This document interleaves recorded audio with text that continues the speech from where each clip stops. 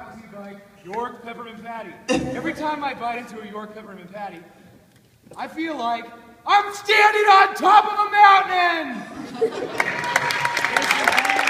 Theater in Sacramento! Pretty much. That was what I was feeling throughout this entire thing. I often feel like a York peppermint patty, so that's all right. I want to point out that was a statement. You were terrible at following instructions. I know Peppermint Patty personally, and I don't think that she would appreciate it. Have you played superheroes before? Have we played superheroes before? Well, you have. Yes. Yes. I played a couple. I played Nick Fury.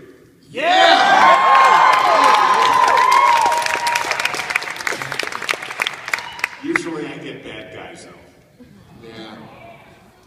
I've actually played Superman. So I've never gotten to play Batman. So it was really fun to play Batman. Thank you for that, Jeff.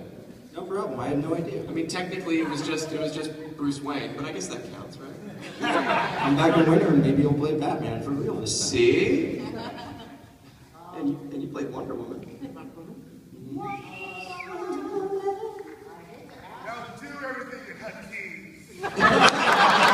Jamaican accent. You had a question? But just after this, got my highlighter, my pen, my pencil. Nope, screw you. You can close up. I'm sorry. Is this one yours? Was this all yours? And thank you. Thank you for making this possible. Thank you. There's a question there, Thank I you. believe. Yes. Yes. Good sir, you have your hand up. It's for Cristina Vee. If you can answer it, I don't know if you can. I know that Hyperdimension Rebirth 1 just came out. I don't know if you have a job for Rebirth 2 or not. NDA. You just called out the NDA. Let me just interrupt with some of my own questions. I know some of you guys have had some awesome sessions and sessions that weren't so hot. So let's talk about some voice sessions from hell. NDA.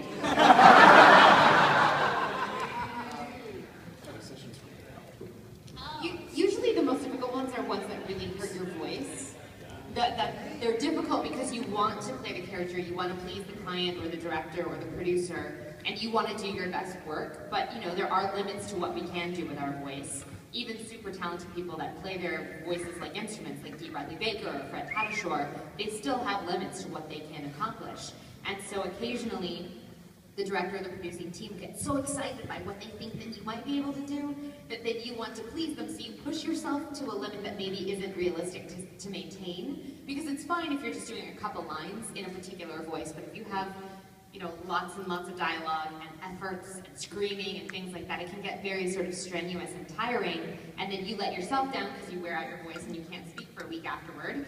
And you also feel like you're letting them down because you may not be able to make it through an entire 2-hour or 4-hour session. So those are usually the ones that I think are the most difficult for any voice actor. And so you walk away from those always feeling a little like, ugh, because it's hard, Yeah, it's physically stressful, some of it. I have one of the more memorable experiences of my own was working as an adaptive writer for a show that I also happened to be cast as the lead in. Which sucks because when you're in the booth, if I can't make the line work, it's because I'm a shit actor or a shit writer. There's no way. You can't blame anyone. Right, and so, but it was a show called Steins Gate, which is very, very close to my heart.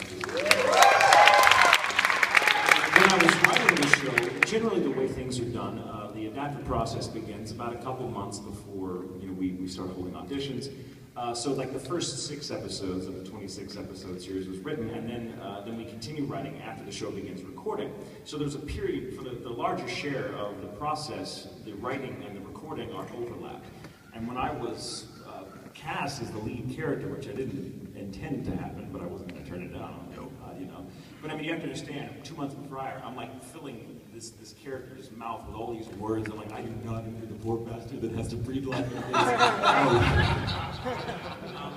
But there's a scene, the show, he's very high energy, the character Okabe, the lead, and he follows a very interesting character arc, which is just delicious to chew on as an actor, because he starts somewhere and ends up changing dramatically by series end. And there's a scene about halfway through the series where he just has a complete and utter breakdown, and it is hard to watch in the original because it's so good.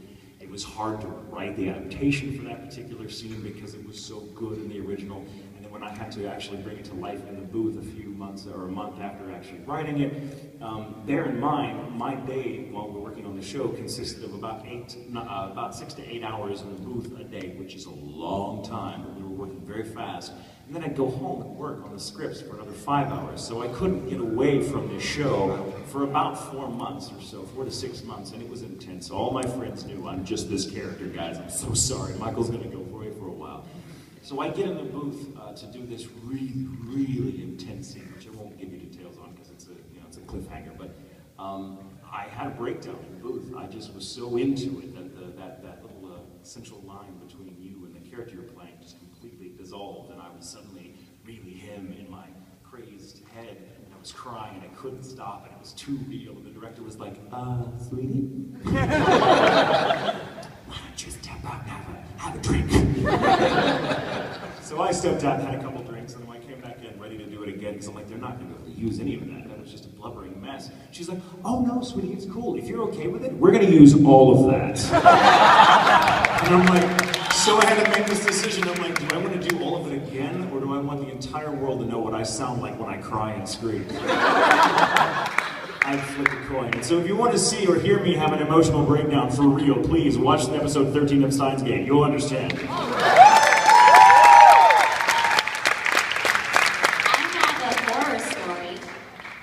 So I was recording, I think it was probably the fight efforts for a game, and it goes by pretty fast, those sessions. So I farted.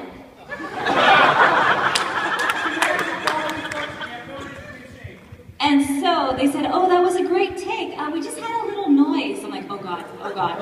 And so I'm listening to them scrub out my farts and try to edit it out.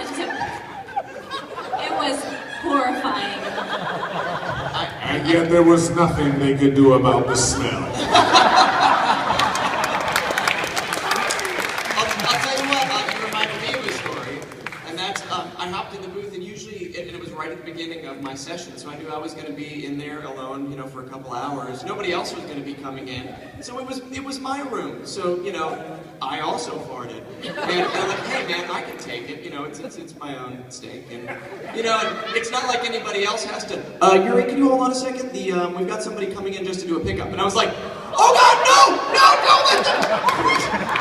And they were like, it's the daughter of the guy who runs the studio. She's just coming in to do a little bit part, and I was like, no, you can't. And they opened the door, and she was standing there. She was like 16, and she was standing there, and I saw her face go like this. And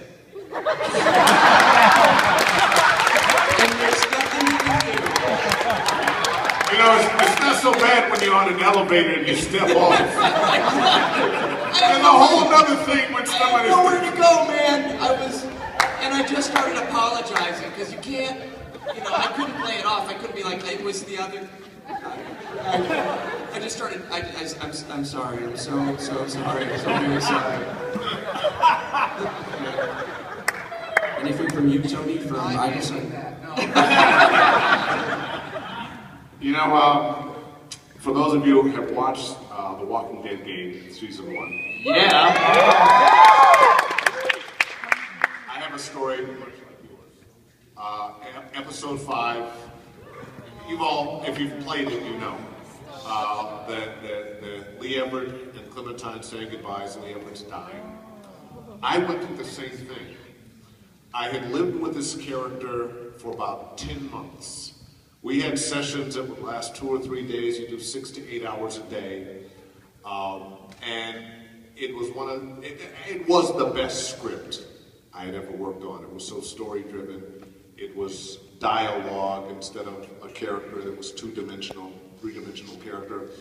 And I didn't realize that when I did his dying scenes, the goodbye to Clem, that I would be that emotionally attached. And you put it so perfectly when you said you cross that line between character and yourself.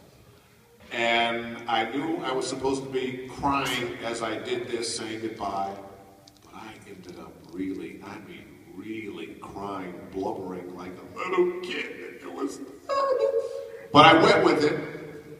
And those assholes at Telltale Games had a camera in there and they shot it. So it's on YouTube someplace. And they used it. And although I felt kind of funny about it at the time, I went with it. And I have to say at the same time, it's some of the best work that I've ever done. And I don't think the game would have been as good without it. So sometimes crossing that line, going a little too far, is what makes something really happen. And that's why it bugs me.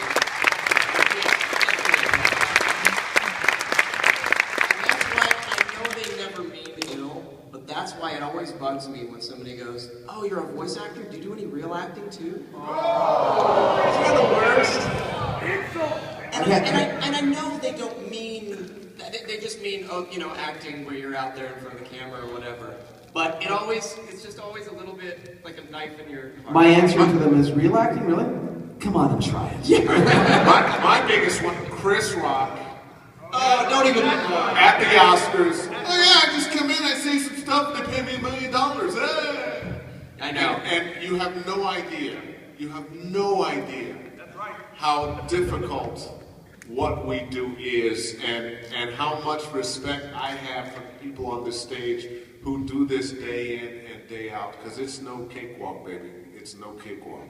And I don't know if I speak for all of us, but I think nobody's ever handed me a check for $1 million for anyone that I've gone. Thank you. Yeah.